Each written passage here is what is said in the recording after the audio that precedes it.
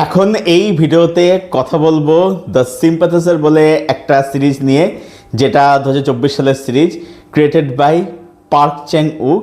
তো সিরিজটা কীরকম হলো? এই সিরিজটা হচ্ছে অ্যাকচুয়ালিতে 2016 সালের নভেল, সেম নামের নভেল দ্য সিম্প্যাথাইজার, যেটা লিখেছিলেন হচ্ছে ভিয়েন থান গুয়েন। আমি নামটা সঠিক উচ্চারণ করলাম। যে নভেলটা পুলিৎজার পুরস্কার হয়েছিল, সেই নভেলটা অবলম্বনে সিরিজটি নির্মাণ করা হয়েছিল। এবার নভেলটা আমার পড়া নেই, তবে যেহেতু পুলিৎজার হয়েছিল ডেফিনেটলি নভেলটা সেই কলেজ নভেল আর কি। এবার প্রশ্নের সিরিজটা কীরকম হলো সেটাই জেনে ভিডিওর মধ্যে লেটস স্টার্ট। এখানে আমি সিরিজের গল্প সম্পর্কে খুব বেশি কিছু বলবো না। প্রথমে বুঝতে যে এই সিরিজের নাম সিম্প্যাথাইজার কী জন্যে। সিম্প্যাথাইজার মানে হচ্ছে যে সব কিছুকে সিম্প্যাথাইজ করে, মানে এখানে যে প্রোটাগনিস্ট সে হচ্ছে একটা ডবল এজেন্ট। ডবল এজেন্ট মানে সে সব দিকে উভয় দিকে সে সিম্প্যাথাইজ করে। এই নামটার মধ্যে কোথাও গিয়ে একটা হালকা একটা সার্কাজম রয়েছে আপনি বলতে পারেন। অ্যাকচুয়ালি এখানে যেটা দেখাচ্ছে এটা বেসিক্যালি হচ্ছে ভিয়েতনাম যুদ্ধের পরবর্তী সময়কাল দেখানো হচ্ছে। এটা অ্যাকচুয়ালি ওয়ার ট্রমা, মানে আফটার ওয়ার ট্রমা, যুদ্ধের পরবর্তীকালে যে ট্রমা, সেই ট্রমাটা, আইডেন্টিটি ক্রাইসিস। এই যে প্রোটাগনিস্ট সে যে ডবল এজেন্টের কাজ যে করছে, এবার এই কাজটা করতে করতে সে নিজে অ্যাকচুয়ালি কী সেটা সে কোথাও গিয়ে ভুলে যাচ্ছে। তো এই বিষয়টা এখানে তুলে ধরা হচ্ছে এই সিরিজটার মধ্যে আর কি, যেটা এবং সেটা খুব বিউটিফুলি তুলে ধরা হচ্ছে। এবং তার সাথে একটা পলিটিক্যাল স্যাটার রয়েছে আর কি। এবার ব্যাপারটা হচ্ছে, এটা তো আমি প্রিমাইসটা বললাম আপনাদেরকে, এটা হচ্ছে প্রিমাইস, এর থেকে কিছু বলবো না। এবার সিরিজটা আমি যখন দেখলাম, প্রথম সিরিজটা আমি বলে দিই, সিরিজটা আমার দারুণ লেগেছে, খুবই ভালো লেগেছে। কেন ভালো সেটা আবার বলি।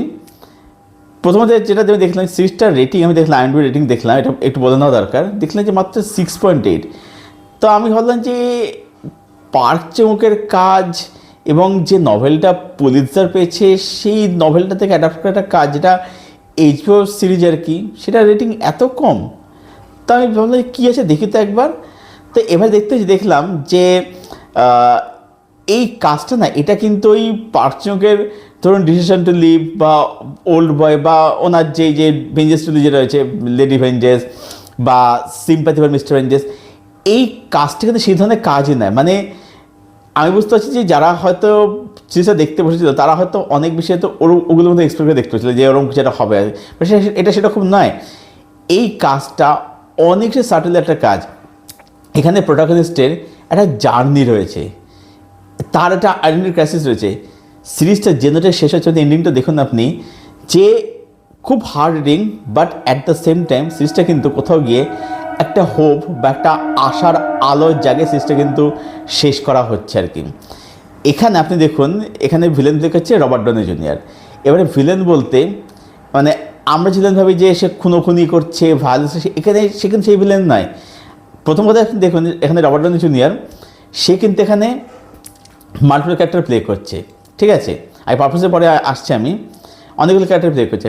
তার মানেটা হচ্ছে যে অ্যাকচুয়ালিতে মানে রবার্ট জুনিয়র যেহেতু একটা সেলিব্রেটেড ক্যারেক্টার, মানে এই সিরিজটার মধ্যে দেখাচ্ছে আর কি, যে সবাই কিন্তু অ্যাকচুয়ালি তারই মতো আর কি, মানে সে একটা এক্সাম্পল বলা যায় আর কি। সেখানে এটা মানে এটা মেটাফরিক্যাল দেখাচ্ছে যে অ্যাকচুয়ালিতে রবার্ট ডনি জুনিয়র হচ্ছে মানে যে এতগুলো ক্যারেক্টার প্লে করছে, তার কারণ হচ্ছে এটাই আর কি, যে মানে সে মানে সবাই হচ্ছে তারই অ্যাকচুয়ালি তার মধ্যে আর কি, ঠিক আছে, এরকম আর কি। মানে দেখবেন যে একটা ক্যারেক্টার থাকে যে হচ্ছে একটা ফিল্ম ডিরেক্টর।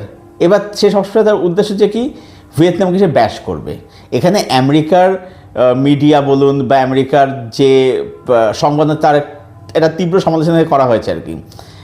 একটা ক্যারেক্টার থাকে যে হচ্ছে প্রচণ্ড সুপিরিয়রিটি কমপ্লেক্সিটিতে ভোগে, ঠিক আছে, সে হচ্ছে মানে ভিয়েতনাম প্রচণ্ড ঘৃণা করে, ব্যাশ করে। এখানে চরিত্রগুলো হচ্ছে প্রচণ্ড টক্সিকার, যেখানে বললাম যে অ্যাকচুয়ালি মানে রবার্ট জুনিয়র যে এত লেখাটা প্লে করে তার কারণ হচ্ছে এগুলোই আর কি, ঠিক আছে, যে সবাই হচ্ছে মানে তারই মতো আর কি, মানে যেহেতু সেটা মানে একটা সেলিব্রেটেড ক্যারেক্টার আর কি, ঠিক আছে, সেই জন্যেই বলা যেতে পারে প্রত্যেকটা ক্যারেক্টার খুব ফেমাস ক্যারেক্টার, সেলিব্রেটেড ক্যারেক্টার। সেখানেই যে সবাই হচ্ছে অ্যাকচুয়ালি একই রকম আর কি, এটাই বোঝাতে মেটাফরে গেলে তাকে এত ক্যারেক্টার তাকে দিয়ে প্লে করানো হয়েছে আর কি। তো সেগুলো খুব সুন্দর আর কি, ঠিক আছে। তো মানে এখানে বলা যায় প্রত্যেক ক্যারেক্টার খুব টক্সিক ক্যারেক্টার আর কি। এছাড়া বাকি সাপোর্টিং ক্যারেক্টার তাদের রাইটিংও খুব ভালো এসে বলতে হবে আর কি। স্পেশালি এখানে প্রোটাগনিস্ট এবং অ্যান্টাগনিস্টের মধ্যে ছোটো ছোটো চ্যালেঞ্জ সেগুলো আপনি মানে ফিল করে আপনার দেখতে মজা লাগে সে অর্থে বলছি না, মানে ওটাই কমার্শিয়াল টোনে মজা লাগে সেটা বলছি না, বাট সেটা কিন্তু দেখতে কিন্তু আপনার কিন্তু ভালো লাগবে আর কি, আপনি সেটা ফিল করেন এবং সেটা খুব ম্যাচিওরভাবে জিনিসটাকে হ্যান্ডেল করেছে। ড্রামা, তারপরে হচ্ছে যে ইমোশন, এগুলো আপনি খুব ফিল করবেন আর কি। আচ্ছা, সিরিজটা টেকনিক্যালি বলবো যে খুব ওয়েল মেড আর কি, খুব ওয়েল মেড সিরিজটা।